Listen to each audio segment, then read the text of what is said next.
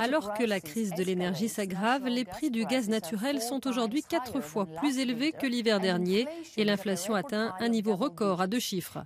L'Union européenne peine encore à trouver un terrain d'entente.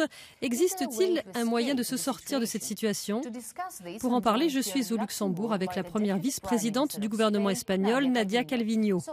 Madame la ministre, la guerre en Ukraine a eu un impact dramatique sur la situation énergétique en Europe avec un effet de contagion sur nos économies. Quelle est la gravité de la situation? Il est évident que nous sommes tous affectés par la guerre qui sévit aux portes de l'Union européenne, aux portes de nos pays, mais aussi par le chantage de Vladimir Poutine sur l'énergie. Mais l'ampleur des répercussions est très différente d'un pays à l'autre. Ainsi, au plan économique, certains pays comme l'Allemagne, les pays baltes ou les pays voisins de l'Ukraine sont les plus directement touchés, tandis qu'heureusement, d'autres économies comme celle de l'Espagne souffrent moins, dans le sens où nous sommes moins dépendants du pétrole et du gaz de la Russie, et nous sommes aussi moins impactés par les risques liés à la situation actuelle. Mais s'agissant de la réponse de l'Union européenne à cette crise, nombreux sont ceux qui lui reprochent de ne pas avoir réussi à faire face au prix élevé du gaz importé. Pensez-vous qu'elle ait échoué à se montrer à la hauteur de la situation? J'aurais aimé que nous agissions plus tôt. Mais comme on dit, mieux vaut tard que jamais. Nous sommes pleinement favorables à ce que la Commission prenne aujourd'hui des mesures décisives. Nous sommes en faveur des plafonds de prix et des achats groupés, et nous prenons également exemple sur le mécanisme ibérique, qui met en place un prix maximum du gaz, un plafonnement du prix qui, je trouve, se révèle extrêmement efficace pour contenir les prix et limiter ou atténuer les répercussions pour les citoyens et les entreprises. Mais alors que l'Union essaye de trouver une solution à l'échelle de tous ses États membres, le gouvernement allemand a déclaré être prêt à dépenser jusqu'à 200 milliards d'euros pour aider les consommateurs et entreprises nationales face à la hausse des prix de l'énergie. Pensez-vous que cela nuise à une approche véritablement européenne de la crise énergétique? Comme nous l'avons fait face à la pandémie, je pense que nous devons agir selon 3 principes: l'unité, la détermination et la solidarité. Ces principes se sont avérés être les bons quand nous avons été confrontés à la pandémie, qui était un défi mondial. Et maintenant que nous affrontons un nouveau défi qui dépasse les frontières nationales, je crois que nous devons agir de manière unie et trouver les moyens de répondre à la situation de la manière la plus efficace possible. Cela dit, nous devons tenir compte du fait que les répercussions sont différentes selon les pays. Ce qui montre aussi que nous devons faire preuve d'une souplesse adéquate dans l'application de nos règles pour tenir compte des différences entre les économies et des défis auxquels nous sommes confrontés. Comprenez-vous ce que l'Allemagne a fait? N'êtes-vous pas un peu frustré parce qu'elle fait cavalier seule dans la gestion de cette crise? Je comprends très bien que nous soyons tous confrontés à cette question de savoir comment contenir les prix et comment soutenir nos citoyens et nos entreprises dans chacun de nos pays. Et la situation de l'Allemagne est très différente de celle de l'Espagne, par exemple. Je vais vous donner quelques chiffres. Actuellement, en Espagne, nous avons une très forte croissance.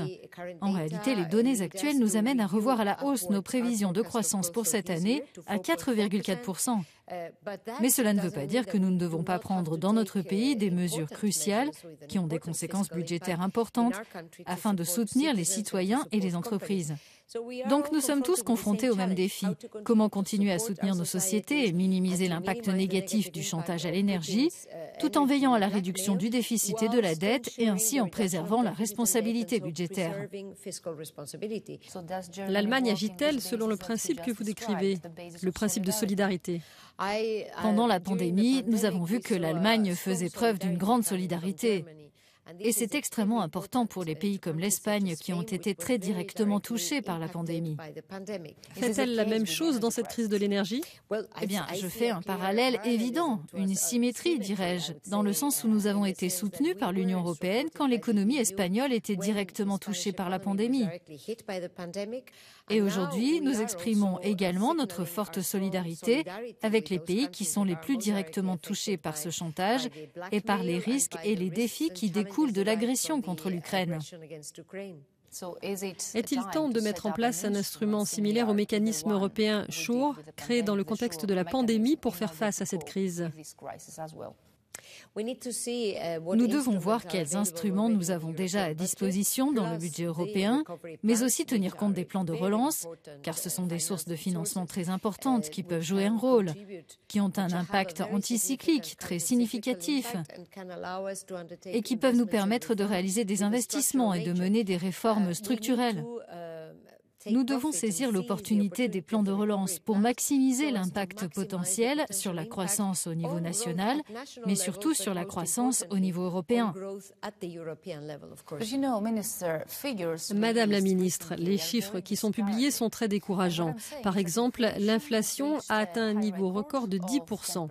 Nous avons vu que les prix de l'énergie ont augmenté de 40,8% d'une année sur l'autre, suivis par ceux de l'alimentation. Alors que faut-il faire ? Nous constatons qu'il s'agit essentiellement d'une inflation importée dans l'Union européenne. Et elle est due au prix élevé de l'énergie et d'autres matières premières, comme vous l'avez dit, et à la dépréciation de l'euro, bien sûr. Nous devons donc, dès que possible, mettre un terme à cette inflation importée dans l'Union européenne et la zone euro et essayer de contenir les prix de l'énergie. C'est pour cela que nous soutenons avec force les propositions de la Commission. Nous allons également réclamer des actions rapides, urgentes, en vue de mettre à jour le cadre réglementaire pour pouvoir imposer des plafonds au prix du gaz ou en tout cas modifier la référence au Title Transfer Facility qui s'avère être propice à la spéculation et à de fortes augmentations de prix, mais aussi en vue de trouver un cadre approprié pour garantir que le plus rapidement possible, les prix cessent d'augmenter en Europe. Dernière question, Madame la Ministre. Craignez-vous que tous ces défis et incertitudes à venir puissent alimenter le mécontentement social dans l'Union européenne ? C'est un défi que nous devons constamment avoir à l'esprit, bien sûr.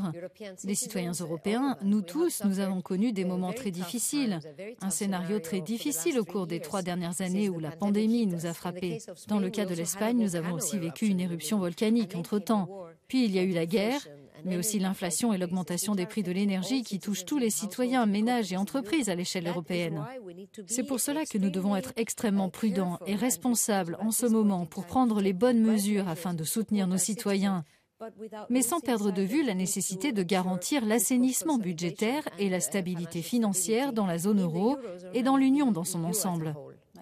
J'imagine que c'est une tâche compliquée. Merci beaucoup pour cette interview. Merci à vous, avec plaisir.